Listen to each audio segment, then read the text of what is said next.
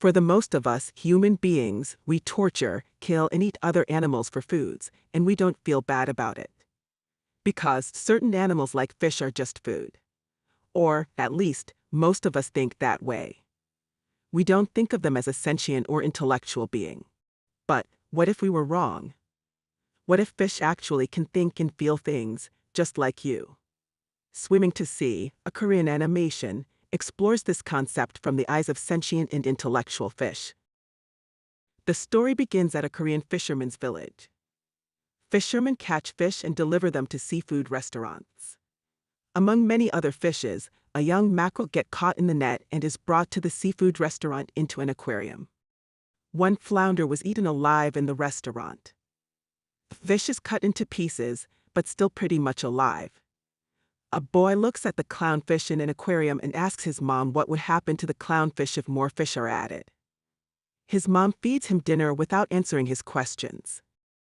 The restaurant owner then decides to move the newly catched mackerel into the aquarium, which has fewer fish. More customers drive up to the restaurant to order food home. The owner of the restaurant told the new customers that all of his fish was freshly caught from the ocean this morning. The newly caught mackerel swim frantically in his aquarium. It thinks it can break out of the aquarium wall by ramming into the wall with all its might. However, the rest of the fish in the aquarium knew better and pretend to be dead. So they won't be served to someone. As customers walk into the restaurant, a green fish named Spotty gleefully announced to other fish in the aquarium that the danger has passed. Unfortunately, as soon as the other fish began to swim, the restaurant owner came back to the aquarium to catch the unlucky fish, butchered and gutted it alive. At night, restaurant closes. The mackerel continued to ram into the wall to break free. Spotty tries to explain to the mackerel that it is impossible to break free from aquarium invisible wall. But the mackerel does not listen. The rest of the fish in the aquarium ridiculed the mackerel's futile effort. All the fish in the aquarium used to pick on Spotty green fish as the dumbest fish in there. Often they provoke him by biting off part of his tail. But now they turn their target to the mackerel. Suddenly, all the fish are called to line up. From under the lattice at the bottom of the aquarium, a mysterious fish emerges. The rest of the fish revere him with much respect and call him the boss. When the boss fails to reason with the mackerel to stop the ramping, he takes off and knocks out the mackerel hard. Before the mackerel loses complete consciousness, the mackerel hears the boss' final words. Play dead when people look at you. While the mackerel dozes off, she dreams about floating freely in the ocean. The mackerel hopes that this was all just a nightmare that will go away. She woke up. Humans are terrible demons who caught fish in invisible cage and brutally hurt them. Her friends and brethren can be so cruelly killed. The next day, the mackerel gains consciousness and once again faces the horrifying reality. Almost as soon as the mackerel woke up, a half-dead fish was thrown into the aquarium to feed other fish in the aquarium. The half-dead fish begs not to be eaten, but the eel pushes it under the hinge where the boss was hiding during the day. After a few moments, the half-dead fish is pushed back with gouged eyes. The rest of the fish in the aquarium, with the exception of the mackerel, immediately finish off the now dead fish and torment its body and gusto. The mackerel is in a shocking state. Since she was also thrown into the aquarium, she feels sympathy for the dead fish. The lid is now open. The mackerel sees an opportunity. So she jumps out of the aquarium. She flops to the ground and struggles to get to the ocean. But the sea is too far. The mackerel stops halfway and faints without water.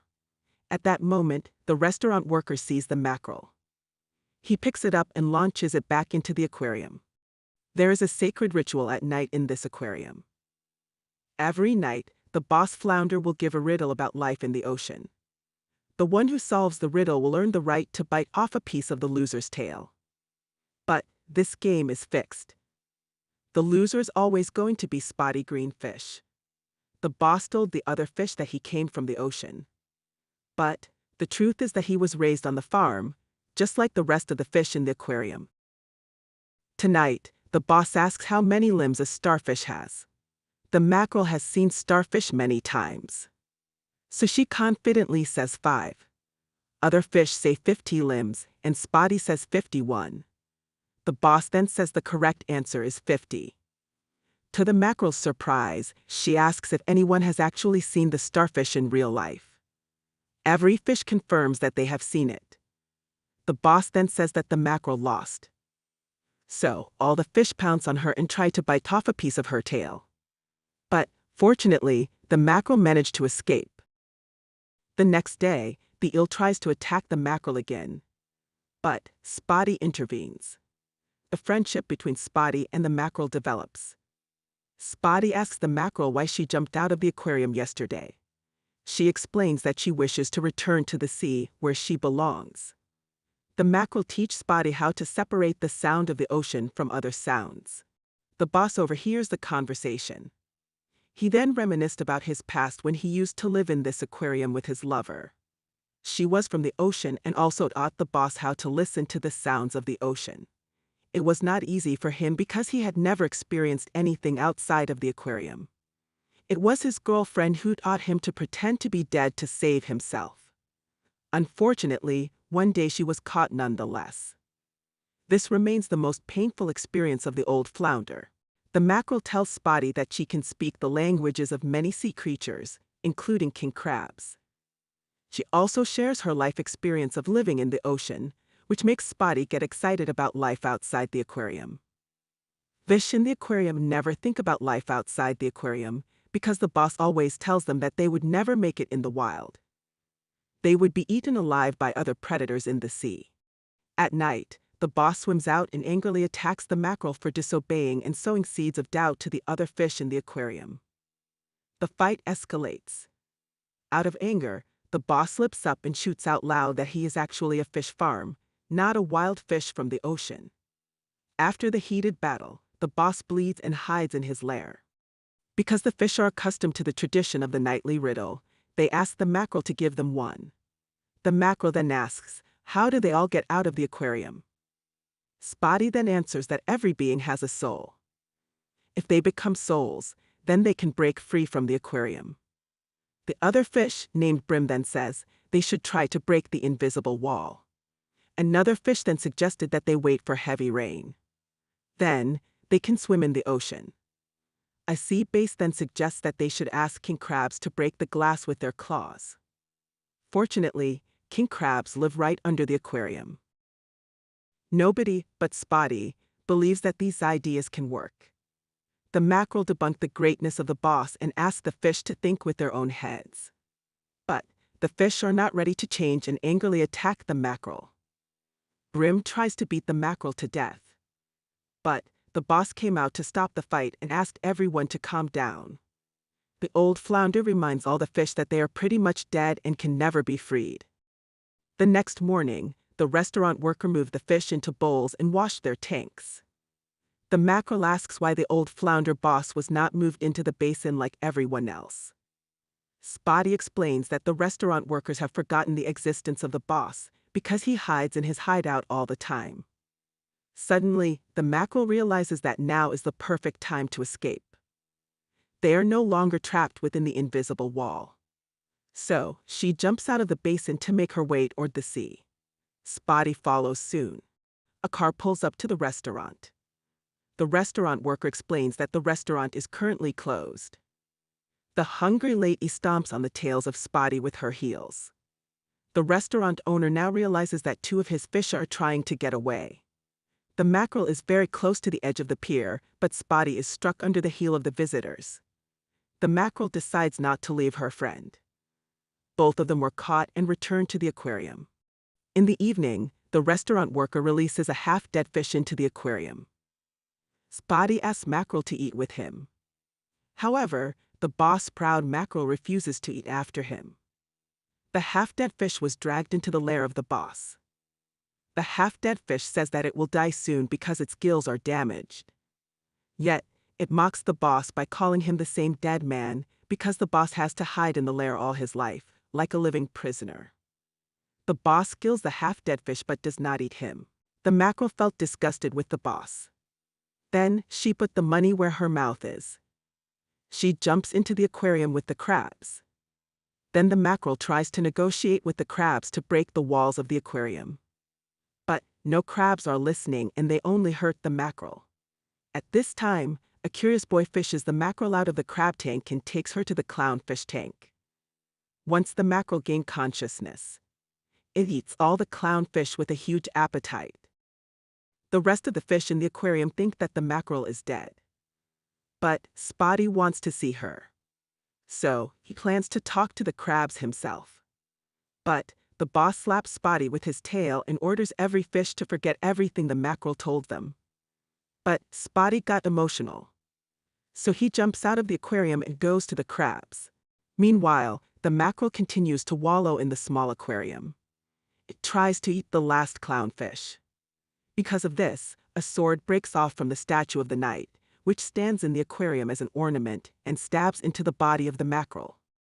Spotty tries to talk to the crabs, but they are extremely aggressive. Due to the injury, the mackerel loses consciousness. She dreams about talking to Spotty. Spotty asks if he can go to sea. The mackerel says all fish actually come from the sea. They just forgot about it. The mackerel says they can escape and live together at sea. In reality, Spotty is hurting badly. His unconscious body is brought back to the original aquarium. The eel is looking toward eating Spotty. However, the boss is not pleased. So he took the Spotty body away. His actions irritate the rest of the fish. They demand to eat the rest of Spotty. The restaurant worker finally notices that the mackerel is not in her tank and returns her to her place. When the mackerel sees an injured and motionless Spotty, she assumes that the boss killed him. The mackerel starts running after the boss around the aquarium. At this time, the restaurant waitress received an order for a flounder dish. So he catches the boss and places him next to the cutting board.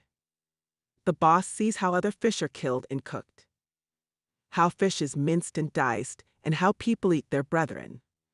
All this terribly frightens the boss. Suddenly, he saw the body of Spotty thrown into the sink. It reminds him of the first moment when Spotty's tail was bitten off for the first time. Spotty was crying and the boss wanted to cheer him up. Spotty then asked why he desperately tried to survive. The boss has no answer because living in the aquarium is a pointless existence. This is the moment when the chef raised the knife over his head. Suddenly, the diners decide to change their order. Now they want to eat mackerel instead. The cook then put the boss back into the aquarium. The boss swims up to the mackerel. The mackerel now realized that the boss cared about his friends. The two bonds the boss and mackerel feel the unity of their souls. They no longer see their fears and break the barriers of true friendship. After that, the cook fishes out the mackerel. Finally, the mackerel promises to forever remember her friend and will remain in his heart. Then, the mackerel is cut up and served on the table. The customers who ordered the dish decided to mock still living mackerel by inserting a cigarette into its mouth. The next morning, a restaurant worker opens the lid of the aquarium. The flounder boss immediately breaks out of its shelter and jumps out of the aquarium. He knocks the worker to the ground and rushes toward the sea. Halfway through, the master starts to lose his strength. He finds it hard to move. Then, he hears the mackerel's voice tell him to move on. Let him know that there is not much left to do. The boss gets to the edge of the pier while the restaurant worker catches up to him. He picks up the boss and gives him a flick. Suddenly, the boss spits the fragment of the sword which pokes the mackerel's body. Because of his pain and surprise, the worker let go of the boss and threw him into the sea. Life goes on in the aquarium, but now the master is free.